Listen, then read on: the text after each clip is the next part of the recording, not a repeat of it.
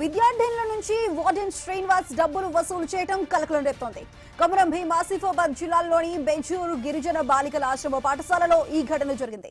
వేసవి సెలవుల తర్వాత విద్యార్థులు ఆలస్యంగా వచ్చారంటూ వార్డెన్ డబ్బులు వసూలు చేస్తున్నారనే ఆరోపణలు వచ్చాయి. ప్రతి విద్యార్థిని 200 రూపాయలు ఫైన్ కట్టాలని అల్టిమేటం జారీ చేశారని తెలుస్తోంది. వార్డెన్ ను బాలికల తల్లిదండ్రులు నిలదీయడంతో ఈ ఘటన వెలుగులోకి వచ్చింది.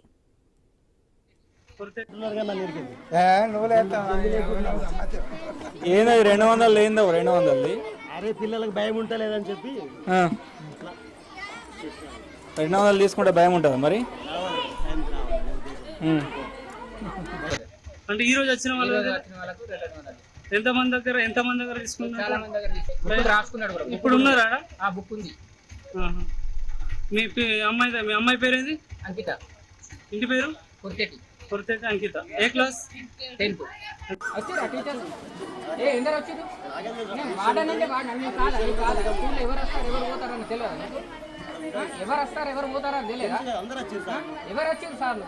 ఎవరికి ఎందుకు నీ జేబులో ఇప్పుడు పిల్లలు అన్ని వసూలు ఉన్నాయి. ఇగో చూడు, ఈ ఎందరి వసూలు చేస్తున్నావు చూసుకో ఒకసారి. ఇది చూడు, ఇగో మనిషికి 200, 1000 రూపాయలు, 100 రూపాయలు ఇట్లా మొత్తం వసూలు చేసిన చూడు ఒకసారి చూడు. అంటే న్యాయంగా మాట్లాడితే కళ్ళు దాని కనబడుతున్నా నీకు? నీకు ఎట్లా కనబడుతున్నా? నేను చేయట్లేదా? నీకు కనబడట్లేదా? నీకు మనిషిలా వచ్చిరా టీచర్స్? ఎందరు వచ్చింది? విద్యార్థుల నుంచి వార్డెన్ శ్రీనివాస్ డబ్బులు వసూలు చేయడం కలకలం రేపుతోంది. ఇది కొమరం భీం ఆసిఫాబాద్ జిల్లాలోని బెంజూరులో గిరిజన బాలికల ఆశ్రమ పాఠశాలలో ఈ ఘటన అయితే చోటు చేసుకుంది. వేసవి సెలవుల తర్వాత విద్యార్థులు ఆలస్యంగా వచ్చారంటూ కూడా వార్డెన్ డబ్బులు వసూలు చేస్తున్నారు. అది దీనికి సంబంధించి పూర్తి డీటెయిల్ మా ప్రతినిధి శ్రీనివాస్ అందిస్తారు. సో శ్రీనివాస్, ఇటు హాస్టల్ వార్డెన్ పిల్లలు స్కూల్ కి లేట్ గా వచ్చారు అంటూ కూడా ఇటు ఇలా ఫైన్లు తీసుకుంటున్నారు, 100-200 ఫైన్లు తీసుకుంటున్నారు అంటూ కూడా విద్యార్థుల తల్లిదండ్రులు అంటున్నారు. సో అక్కడ మనకి బుక్ లో కూడా మనకి క్లియర్ గా కనిపిస్తుంది. అసలు ఏం చెప్తున్నారు, అసలు ఎందుకు ఫైన్ వసూలు చేస్తున్నారు?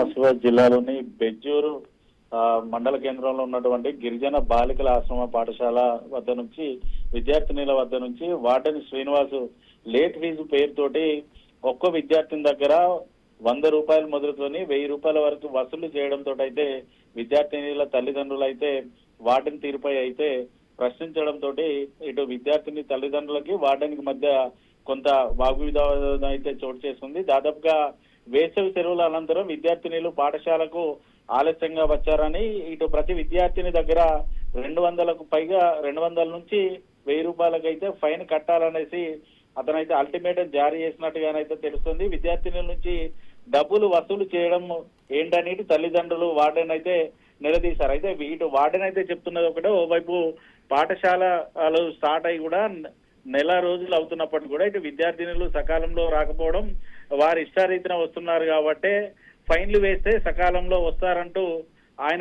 ఆయన చేసినటువంటి ఈ నిర్వాకాన్ని కప్పిపుచ్చుకునే ప్రయత్నం అయితే ఆయన చేస్తా ఉన్నాడు. అయితే విద్యార్థినుల తల్లిదండ్రులు ఒకటే చెప్తా ఉన్నారు, కేవలం ఈ ఫైన్లతోటి వసూలు చేసింది ఇటు వార్డెను తన సొంత స్వప్రయోజనాలకు యూజ్ చేసుకుంటున్నారు. విద్యార్థినుల వద్ద ఈ రకంగా డబ్బులు ఎందుకు వసూలు చేస్తున్నారని తాము అడిగితే తాగొచ్చి తమతో గొడవ చేస్తూ ఉంటున్నారంటూ కూడా వార్డెను వారిపై అనుచిత వ్యాఖ్యలు చేసినట్టుగా తల్లిదండ్రులు కూడా ఆరోపణలు అయితే చేస్తా ఉన్నారు. ఖచ్చితంగా వార్డెన్ శ్రీనివాస్ పై అధికారులు చర్యలు తీసుకోవాలనేసి ఇటు విద్యార్థినుల తల్లిదండ్రులు విద్యార్థినులు కూడా కోరుతా ఉన్నారు. సుధా.